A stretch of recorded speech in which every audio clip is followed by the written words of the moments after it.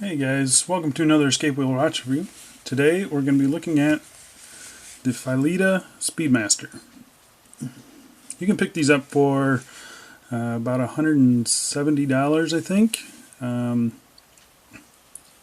I've seen them as low as, I believe, 140 or 150, something like that. And at that, I mean, I think either price is great. I picked it up at the 170, and I don't regret it at all. It's a great watch, great specs, and we'll get into that in just a little bit. So Phylida is kind of new to the scene. They've been around for maybe just a year, and they seem to stick to the homages and mostly Omegas, but I've also seen them do Submariner and some Fliegers as well. So they're kind of all over the place, and this is my first one, and I was a little skeptical about it, but I'm glad I took the plunge because it's been pretty awesome. So let's get into this. The case dimensions on this: the bezel is 40 millimeters. The overall case down here, you can see it kind of sticks out from the bezel, is 42. The lug to lug I measured at 48.3 millimeters. The lug width is 20 millimeters. And the thickness I measured at 14 millimeters, although the case thickness it's bowl shaped to the bezel. Very interesting. I'm not sure if I like it or not, or how they could have done it better, but yeah, it's definitely an interesting look. The sides of this case are very nicely brushed. They just did a really really good job on the actual brushing on this. Yeah, it's very nice fine brushing. The transition up to these polished lugs is really nicely done, sharp. Even under macro, it looks pretty good. So you got this polished end to these lugs, and it kind of it twists up, and yeah, it's a pretty difficult process to do. I'm a 3D designer by trade, AutoCAD or Pro E, all that kind of stuff. And I'm trying to think of how I would do this in 3D space, and it would be a tough transition to do. So the fact that they've done it is pretty impressive, I think. And then the inside of this chamfer is also brushed, and it's kind of hard to see, but it comes back down toward where the bracelet is. So you have this very flat end link to the bracelet. Pretty unique design, but it looks really, really cool when you have it on the wrist. Yeah, it's very interesting. The bezel on this is the typical tachymeter scale. If you notice, it is printed a little wrong. So at 3 o'clock here, this should be 240, not 225. But I think pretty much all the other numbers are spot on, or very, very close. So it's still usable, just you got to be a little aware of that. And I think that's on all of them, so it's not just this watch. The crystal on this is a boxed sapphire, double dome. You see it plays, it gives you that nice refraction. It looks awesome. I just love this crystal. There's no anti-reflective coating on it, so you can see, like, right there, it catches the light, and it gets difficult to read. But I think the overall look of it's well worth it. It looks really good. The dial on this thing, it's a matte black dial. You'll see around the minute track here, it's kind of a concentric circle pattern, very similar to the subdials. So at the 3 o'clock subdial is a 30-minute counter for the chronograph. The 6 o'clock subdial, it's just a mimic of the hour hand. Not really sure why they did that. I'd prefer a 24-hour hand, because it's kind of worthless. I know why they did it, and that's to make it look like the Speedmaster, but I would have preferred something else there. And then over at the 9 o'clock, you have the running seconds hand. You can see it sweeping by. So you have baton applied indexes at at the hour markers. At 3, 6, and 9, you have these kind of small squares. They are loomed. All of them are loomed, and you'll see at the 12 o'clock we do have 2 applied dots, and they are not loomed. So that's something that they changed pretty early on in the production run, and I think it was because they couldn't get those aligned properly with the luminous material. I've seen only 1 or maybe 2 dials with lume applied there, and both of them were off center. So I think that's why they did that. And then you have the Phylida, and then in chronograph, or you have chronograph in red, and then mechanical underneath it, because this is running a mechanical movement. So we'll test that out right now. So this top pusher here starts the chronograph second. It's a very satisfying click. Sweeps along at 5 ticks per second. You'll see, this minute track has 20ths of a second, so you could accurately time to a 20th of a second. So that's pretty nice. Push this in again, that stops the chronograph second hand. You push this bottom one, it's kind of a spongy feeling. I was kind of expecting a similar feeling to this top one, but this is kind of spongy. There's not a whole lot of feedback to it, but it snaps back nicely, and everything here is aligned really well. So I'm very happy with how that works. The main crown, it's unsigned, but it's a good size, I think, and it's got enough grip here. I wish maybe a little bit more grip. This is a hand wind movement, so you're gonna be winding this quite a bit. It's not a screw down crown, and I am all for it for this, because this is a hand wind movement. You're gonna be winding it every single day, or every other day at least. So the fact that you don't have to unwind it to wind it and then to screw it down again, I'm happy with that. So some people weren't a fan of that, but yeah, I prefer it this way. And this isn't a dive watch, but they've kept this at 70 meters water resistant. So I'm pretty happy with that decision to not make this a screw down.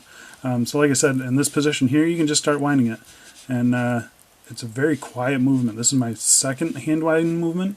This is one of the quietest movements I've had. So yeah, it's weird. And then I'm not going to set the time because it's set, and it's I'm not going to mess with it. I'm going to be wearing this, but you just pop it out one spot, and you can set your hours and minutes hand. And my movement has been running at plus, I believe, 5 seconds a day. So really, really happy with that. And while we're talking about the movement, I'll show you the case back here. And they put a giant window here for you to see this, and it is it's really an awesome looking movement. You got those they're not really blued, but fake blue screws. Got all those gold gears, and you can see the rubies. Really a nice movement, and I'm very happy with it. So yeah, let's talk about the lume. We'll do a lume shot here.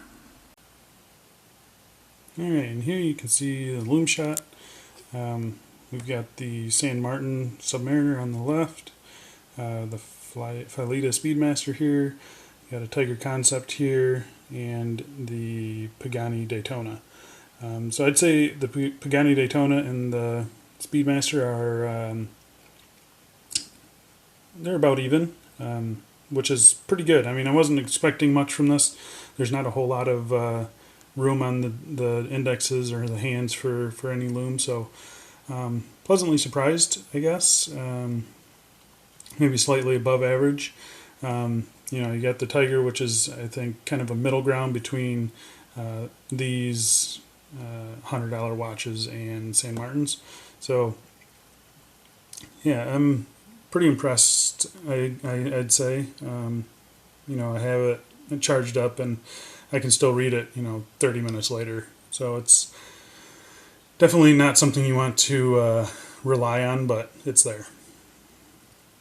And let's get into the bracelet. So like I said, the bracelet is it's 20 millimeters wide, at the top here. There's no taper to it. You do have these long protruding end links, so that brings the overall case length to about 55 millimeters. So if you've got smaller wrists, this is going to be a tough wear for you, which is a shame because the bracelet itself is actually pretty nice. You can see it needs to break in a little bit. It's like I'm trying to move these end links here. It's a little stiff, but it's definitely gotten better over the couple days that I've worn it on the bracelet. So yeah, I think it'll be okay in the end. It's all, these outer links are all brushed. You have brushed middle links too, and then you get these little polished bits on the outside of those. And those are surprisingly separate little pieces. So here's the spare links that I had to take out. Yeah, you can see that these are actually separate pieces. So it's kind of pretty interesting, actually. I wasn't expecting that, but yeah, nicely done. These are split pins, so you just kind of push them out from one end, and they work great. This is the first time I've dealt with the split pin design, and I've got no problems with it. I still prefer screws, but yeah, these aren't bad at all, and they haven't backed out or anything like that. The clasp is really nice. There's not a whole lot of play to it. It's just a typical diver's clasp. It's nicely milled. There's no decoration or anything like that, but you know, not a big deal. Then you got the double safety buttons there. The clasp itself, it's unbranded. I would have liked to see some sort of branding there, but not a big deal. The side is brushed, the top is brushed, but then you got this nice polished edge on it, which is, it's really nice. And you know, all these corners here, these edges, they're not sharp. You're not going to cut your hands on it or anything. And yeah, really a nicely done clasp, I think. There is no micro adjust, and there is no half links. So luckily for me, I was able to get a good fit on it. But I know not everyone's going to be able to get that. So it does have a I'm going to call it a spacesuit extension. It's about 1 inch, so it's bigger than your sweaty day extension. I've been using it to get it over my hand. So the end links are a really solid fit here. The tolerances are really tight. I mean, it's like San Martin level tightness, so you don't get any rattle from that, which is really nice. Yeah, it's a really good fitment, and these are solid end links. So I saw one reviewer say that they were hollow end links, but they are, you know, I popped this off for you guys. They are indeed a solid end link. So yeah, nice to see. The bracelet, I kind of think, accentuates this the raised bezel on this. It's a pretty flat design across here, and yeah, it makes it look like it sits higher than it really does. It's not bad. I'm gonna put it on wrist for you right now. And here it is on my 7 1/4 inch wrist. You can see, yeah, it fits nicely. Those end links are still inside of my wrist bone, so it's not too oversized, I don't think. You get some nice curve to the lug, so it hugs your wrist pretty well, and it sits a little high for my liking, but it's really not that bad. It's really, I think, a cool design, very interesting. You can just see it kind of playing with all this light here.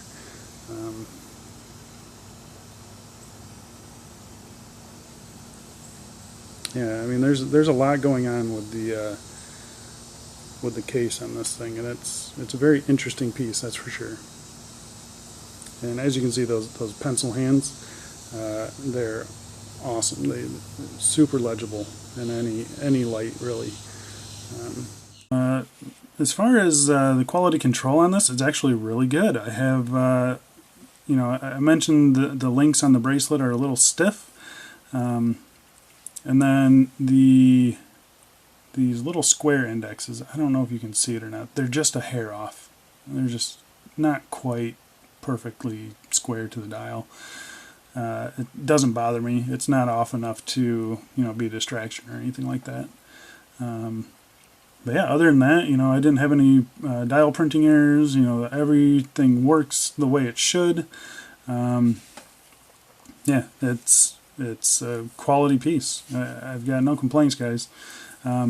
So if you are interested in picking this up, I will leave a link to where you can buy it from, and that's if it is in stock. So, you know, this thing came onto the market. I got one of the first, first 5 of them, I think. And unfortunately, it took about 45 days to get here. That wasn't, you know, the seller sent it out right away. It was just held up in customs for some reason for so long. But yeah, so since then,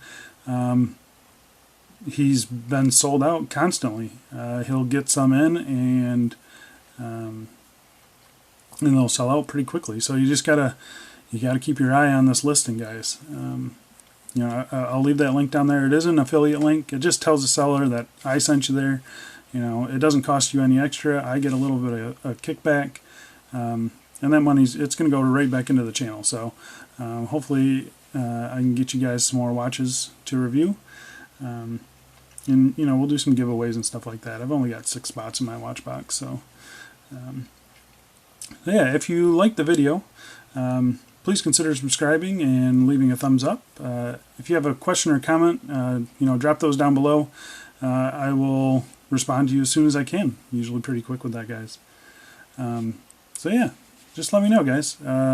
Thank you guys for watching. I'll see you in the next video. See ya.